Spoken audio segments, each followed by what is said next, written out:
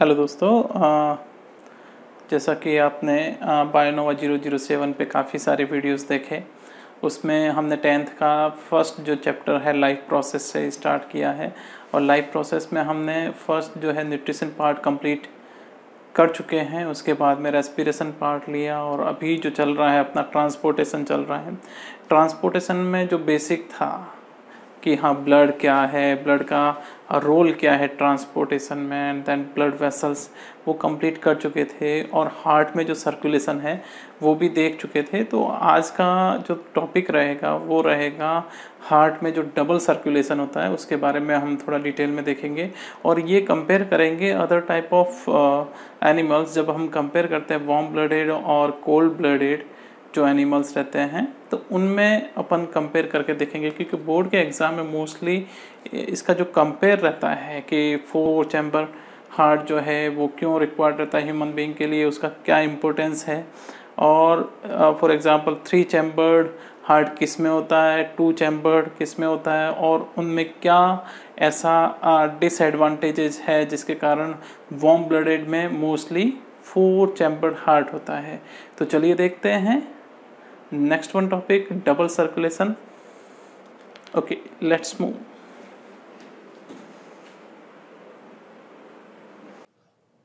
Hello दोस्तों, आज का जो नेक्स्ट टॉपिक है वो है डबल सर्कुलेशन।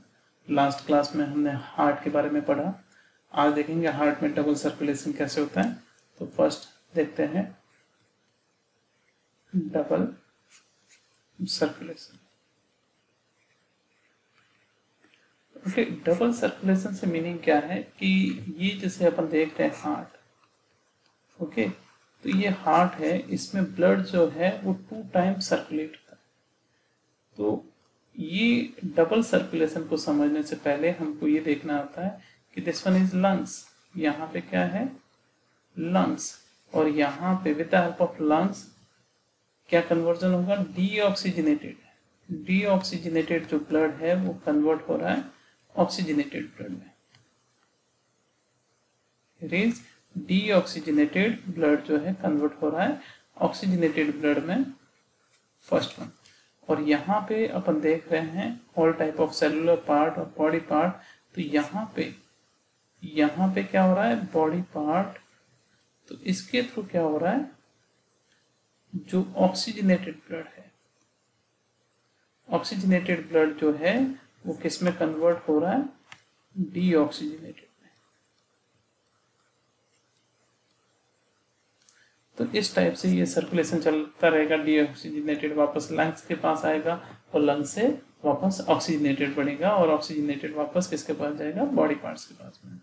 तो यहाँ पे देखो लंग्स और बॉडी पार्ट्स, लंग्स और बॉडी पार्ट्स के बीच में आ रहा है हार्ट। तो यहाँ पे लंग्स और हार्ट के बीच में 2 टाइम 1 ये सर्कल आएगा। ये क्या हो गया, लंग से आएगा ऑक्सीजनेटेड ब्लड और हार्ट से कौन सा जाएगा, डीऑक्सीजनेटेड ब्लड। तो यहाँ पे आने वाला जो ब्लड है वो किसके थ्रू आ रहा है, पल्मोनरी वेन के थ्रू, और पल्मोनरी आर्टरी के थ्रू वापस लंग्स के पास जा रहा है कौन सा, डीऑक्सीजनेटेड ब्लड। तो यहाँ पे दोनों तरफ पल्मोनरी वेसल्स है। तो इस पूरे सर्कुलेशन को बोलेंगे पल्मोनरी सर्कुलेशन। सो ये पल्मोनरी सर्कुलेशन किसके बीच में, लंग्स और हार्ट के बीच में। नाउ सेकेंड वन अपन देखते हैं हार्ट और बॉडी पार्ट्स के बीच में। तो हार्ट और बॉडी पार्ट्स के बीच में क्या है, तो यहाँ से ब्लड जो है वो कहाँ जाएगा, with the help of aorta किस में जाएगा, बॉडी पार्ट्स में। बॉडी पार्ट्स में oxygenated blood again convert into deoxygenated, और ये वापस किस में, वेना केवा के थ्रू हार्ट में वापस ट्रांसफर होगा। तो ये जो सर्कुलेशन है इसको बोलेंगे systemic circulation. So here is first one circulation, second one circulation. So collectively we can say double circulation. Okay, तो हार्ट में in human being this one double circulation in human being. तो human being में 2 time जो है blood circulate होता है with the help of this one heart के थ्रू। ओके, तो इसको बोलेंगे double circulation. Now we will see different type of animal have different type of heart। तो देखते हैं, तो हार्ट की बात करते हैं। This one heart in human being, this one heart in human being. Okay, तो अभी देखते हैं कि जब ह्यूमन बीइंग की बात करते हैं तो this one complete part left side and this one complete part right side. So right side for deoxygenated blood and left side then oxygenated blood. So both are separate. तो जब भी अपन देखते हैं left side heart and right side heart. Okay, left side heart and right side heart. तो इसका main function क्या है, किस लिए ये दोनों सेपरेट है? तो keep separate these two type of blood. Here is left hand side and right hand side. So इसका मेन रीजन क्या है कि this one keep separate oxygenated and deoxygenated blood. Okay, so here is main side, here is left hand side and right hand side, both different side and both side have different type of blood. Left hand side में रहेगा oxygenated और right hand side में रहेगा deoxygenated blood. तो इसका main reason क्या है कि keep separate oxygenated and deoxygenated blood from mixing. Okay, mix होने से ये प्रिवेंट करेगा. और इसका मेन रीजन क्या है, अगर मिक्स नहीं होगा तो क्या होगा, हाईली एफिशिएंट सप्लाई होगा किसका, ऑक्सीजन का. सो इसके कारण क्या होगा, efficiently supply of O2.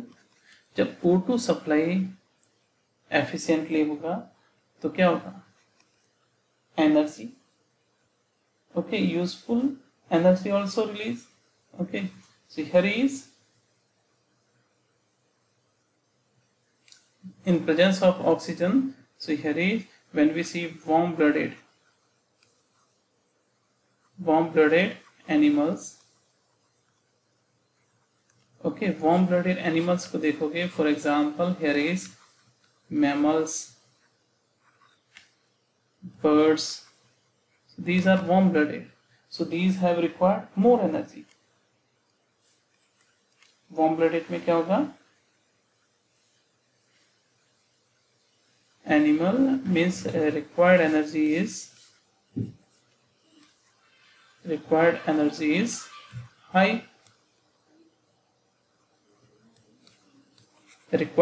Is high.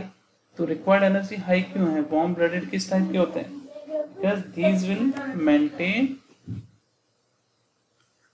these animals maintain their body temperature. Okay, these animals maintain their body temperature. कौन से, जो वार्म ब्लडेड है. तो अगर बॉडी टेम्परेचर को मेंटेन कर रहे हैं तो इनको required energy this one also high होगी. और हाई एनर्जी रिक्वायर्ड है तो एफिशिएंटली अगर O2 का सप्लाई होगा तभी ऑक्सीजन जो है फॉर्म हो सकती है with the help of cellular respiration, aerobic respiration. तो यहाँ पे ऑक्सीजन जो है वो डिसाइड करेगा the formation of energy. If energy is released sufficiently, then they can maintain their body temperature. Okay, और इसकी जगह अपन बात करते हैं cold blooded animals. cold blooded animals की बात करते हैं. तो इसमें आ जाएंगे आपके amphibians. Okay, इसमें कौन कौन से आ जाएंगे, amphibians. So इसमें आ जाएंगे amphibians and fishes. Okay, तो amphibians में 3 chambered होते हैं and fishes have only 2 chambered. तो इनमें क्या है, थोड़ा मिक्सिंग होगा ब्लड का, लेकिन these will maintain their temperature according to environment. Okay, environment के थ्रू इनका बॉडी का जो है टेम्परेचर मेंटेन रहता है। और फिशेज में भी ओनली 2 रहते हैं चैम्बर, और directly transfer to gill and gill will separate oxygen, okay, because dissolve form में रहता है ऑक्सीजन। तो यहाँ पे ये जो रहते हैं ये रहता है कोल्ड ब्लडेड, तो इसमें क्या है, एनर्जी की रिक्वायरमेंट कम होती है किनसे, वार्म ब्लडेड से। तो यहाँ पे नंबर ऑफ चैम्बर भी क्या होंगे, कम होंगे वार्म ब्लडेड एनिमल से। तो ये था टॉपिक जिसमें हमने देखा कि कैसे कोल्ड ब्लडेड और वार्म ब्लडेड जो 2 टाइप के एनिमल्स हैं, तो कैसे इनमें डिफरेंट नंबर ऑफ चैम्बर्स रहते हैं हार्ट में। तो जितने भी वार्म ब्लडेड है तो उनमें तो 4 रहेंगे, बाकी एम्फीबियंस में 3, और फिश जो है उसमें अप्रोक्स 2 के लगभग रहते हैं। तो इनमें कम क्यों है, क्योंकि रिक्वायर्ड एनर्जी जो है इनके लिए कम रहता है। Why, because environment, according to environment condition, they will maintain their temperature, but here is body will maintain their temperature in warm blooded animals. तो ये था differences between warm blooded and cold blooded animals। और इससे पहले हमने देखा double circulation. तो I hope आपको ये टॉपिक समझ में आया होगा, और नेक्स्ट वन टॉपिक अपन लेंगे blood pressure. Okay, bye, have a nice day.